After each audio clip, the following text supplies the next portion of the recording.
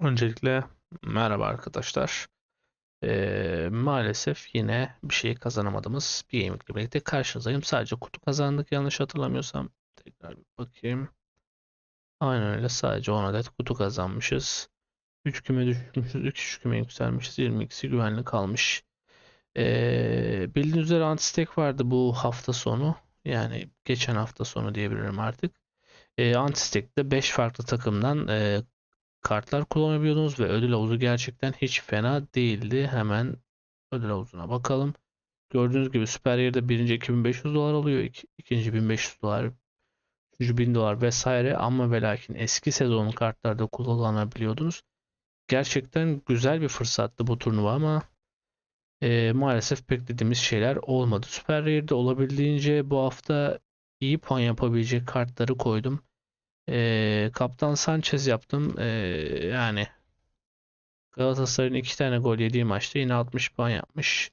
Şengezer clean sheet bekliyordum. Yine beklediğim gibi clean sheet oldu ama Cardozo Visca ikilisinden gerçekten bu hafta iyi performans bekliyordum. Beni yanılttılar. Yine Visca fena bir top oynamadı. Banzo olsun, takımdaki birkaç isim daha asistini yemişti diye hatırlıyorum. Alisson maçını açıkçası izleyemedim. Ne yaptı pek bilmiyorum ama o da beklenen performansı veremedi.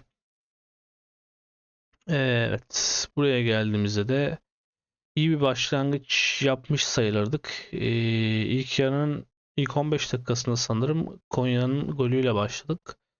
Guilherme ile birlikte ama maçı 60 puanla bitirdi ve diğer isimler de zaten pek bir şey yapamadı. Yine Limited'da da gurme tercihlerle gideyim dedim ama maalesef olmadı. Bu arada Kartal'ın bir asisti vardı, onu da sildiler. Burada bir ödül alıyorduk aslında ama onu da sildiklerinden sonra kadroyu iptal ettim. Bu arada zaten pek bir şey yok. Premier Lig'de şu 2-0 puana rağmen nasıl küme düşmedik onu da bilmiyorum. Div 3'ten devam ediyoruz. Bu en azından güzel. Burada da pek bir şey yapamadık.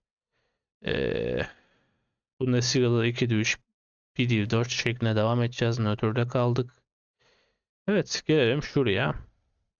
Ya bir türlü yapamıyorum ya. Gerçekten yapamıyorum ve sıkıldım artık. Yani şu Süper Yarı'da o kadar çabanın sonucunun sıfır olması üzücü beni. Gerçekten oyunun sisteminden kaynaklı değil artık. Bu benim başarısızlığım yani. Bir türlü iyi puan yapan 5 kişiyi bir araya toplayamıyorum.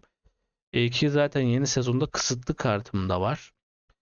Yapabilmem lazım şu işi. Mesela şu Simon Banza ve My Hero ikilisini şuraya atabilsek Gaston ve Semih yerine çok farklı şeyler olacak ama olmuyor. Tabii Division 3'ten çıkmamız en azından iyi bir sonuç. 2 tane Div 2 şeklinde devam edeceğiz. Artık Div 1'e hızlı bir şekilde çıkmamız lazım. Çünkü çok iyi puanlar yapsak dahi Div 3'te olsun, Div 2'de olsun Div 1'deki kadar iyi ödüller yok maalesef.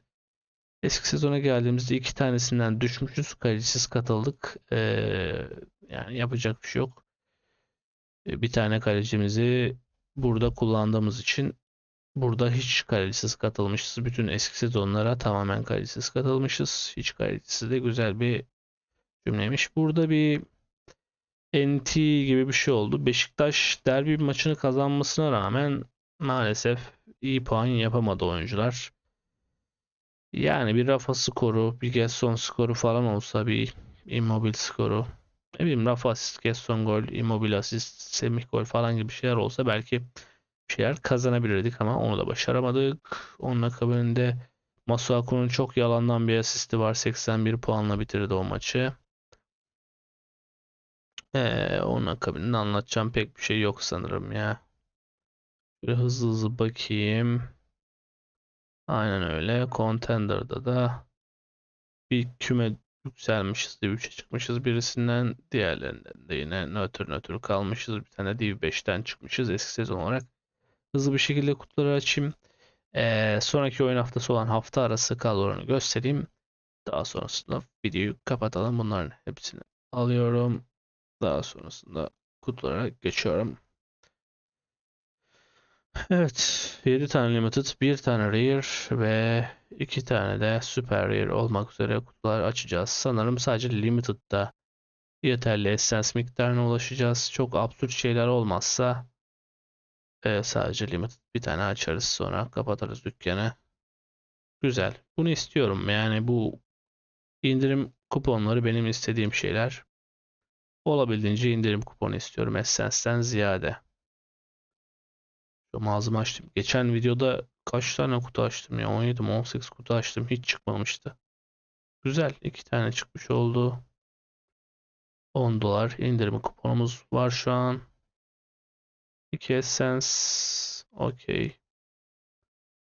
Yine bir yıldız bir kutu. Buradan da 5 Essence geldi. Buradan 5 Essence çıkma oranı %5. Bütün şansımızı burada kullandık sanırım.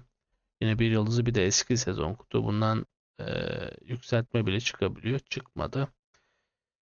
Rare 2 yıldız kutumuz. 2 Essence. It's okay. Süper Rare'da 3 yıldızlı kutumuzdan %50 ihtimalle bir Essence geliyormuş. Abo. Bari bana bundan ver ya. İndirim kuponu istiyorum abi, bırak Essence işini.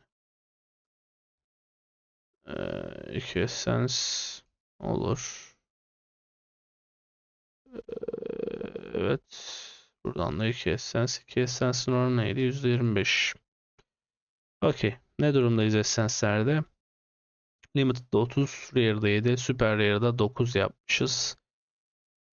Hadi bakalım. Bir tane Limited çevirelim. Yine alalım. Hiç satılamayacak garip grup bir kartımızı. Bunun sesini kısmını ya. Benim sesim baskılıyor. İngiltere, Defans.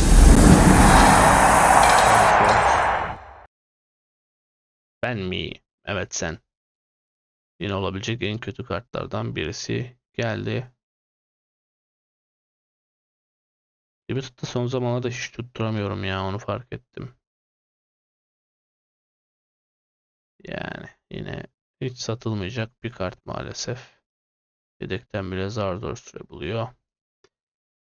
Yani sağlık olsun. Bir de hafta içi kadrolarımı göstereyim. Birkaç tane fena olmayan kadro var. Onları gösterelim. Daha sonrasında dağıtalım. Ya burada bir forvet bulamadım. Son dakikada almaya uğraşamadım açıkçası. Yine kadroları son dakika kurduğum için bu forvetsiz bir kadro oldu. Out olduğunu biliyordum Petkov için. Yapacak bir şey yok. Şöyle bir kadro kurdum. Ama az önce Liverpool karşısında Girona yedi.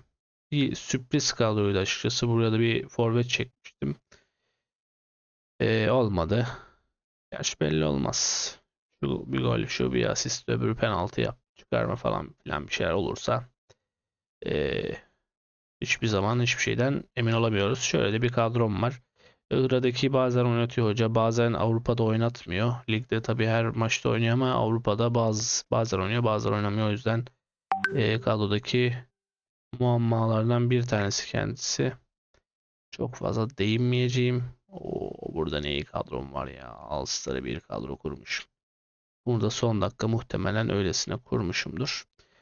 Süper Lig'e geldiğimizde en iddialı kadrom bu kadro. Çünkü yeni sezonda 143 katılım var ve hedefimiz her zaman şuralar açıkçası. Oraları almadıkça yani pek bir esprisi yok. İlk 7'ye girmek de okey. Tabii de 100 dolardansa her zaman podyumda oynamayı yeğlerim. Tabii kadro o kadar iyi gözükmüyor olabilir. Ama ve lakin bu hafta kendilerinden beklentim yüksek. Getson zaten bir sonraki lig maçında olmayacak. Bütün performansını Bodo deplasmanında verecektir diye düşünüyorum. O yüzden kendisini kaptan yaptım. Semih de Immobile'nin eksikliğinde santrafor oynayacak. Ondan da kesinlikle skor ya da skorlar bekliyorum. İsmail Yüksek, Fred'in cezalı olduğu durumda bu hafta iyi performans vermesi gerekiyor. Rakip Bilbao. Zaten İsmail'in daha iyi rakiplere karşı daha iyi puan alabileceğini tahmin ediyorum diyebilirim.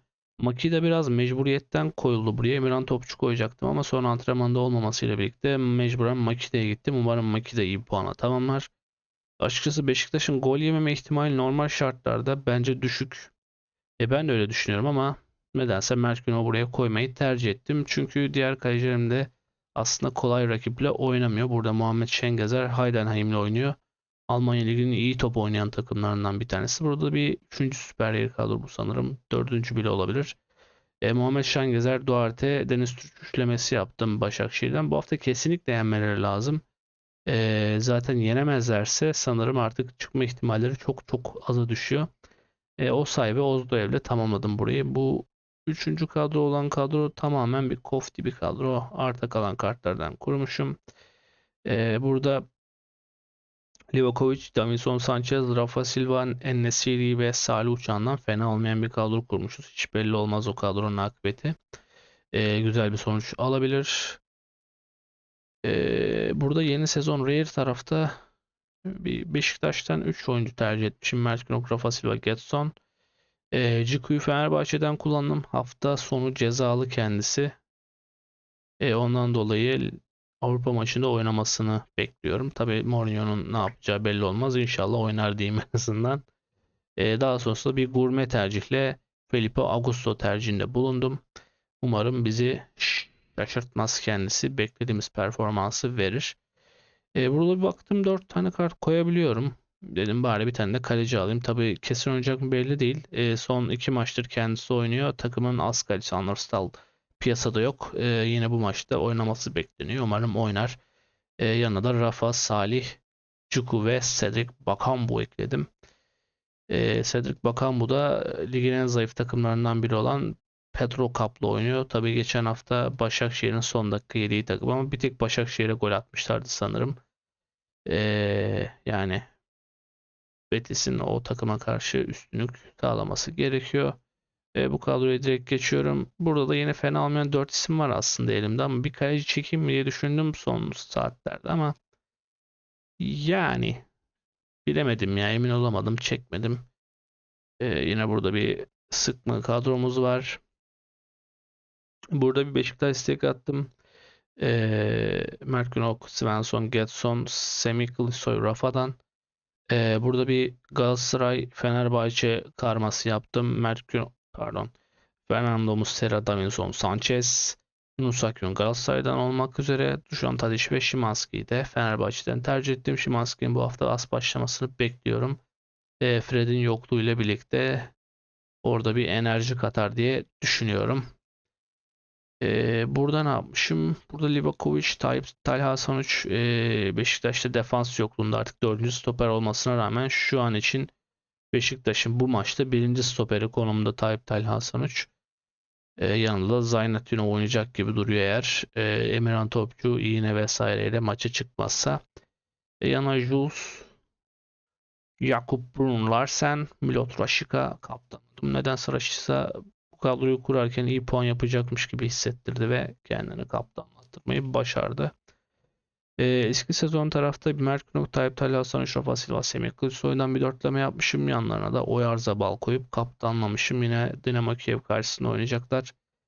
Nispeten kendine göre daha zayıf bir rakip Dinamo Kiev. Sociedad'a karşı. Bu kadro biraz kofti olmuş. Burada da bir forvetsizlikten muzdaribiz. Muslera, Leo Duarte, Salih Uçan kemeni kaptan yapmışım. Hissetmişim yine. Ve Wout Weghorst'u kullanmışım. Kadrolar bu şekilde. Yani umarım başarılı olduğumuz bir gaming olur artık. Yaklaşık 1-2 aydır, hatta 2 ay olmuştur. 2 aydır adam gibi ödül almıyorum. Yani fena kadrolar da kurmuyoruz ama şansın da yaver gitmesi lazım sanırım ya. Son zamanlarda hayatımda zaten hiçbir şey yaver gitmiyor. Umarım artık bir başlangıç olur. Sonra arayla birlikte ve hayatımın geri kalan kısmında. Efendim videoyu beğenir ve abone olursanız beni mutlu etmiş olursunuz. Bunun akabinde hala sorarak kaydolmazsanız şuralarda bir link göreceksiniz. O linkten videoyu izledikten sonra bana Discord üzerinden ulaşabilirsiniz. Efendim kendinize iyi bakın. Hoşça kalın. Esen kalın. Bay bay diyorum.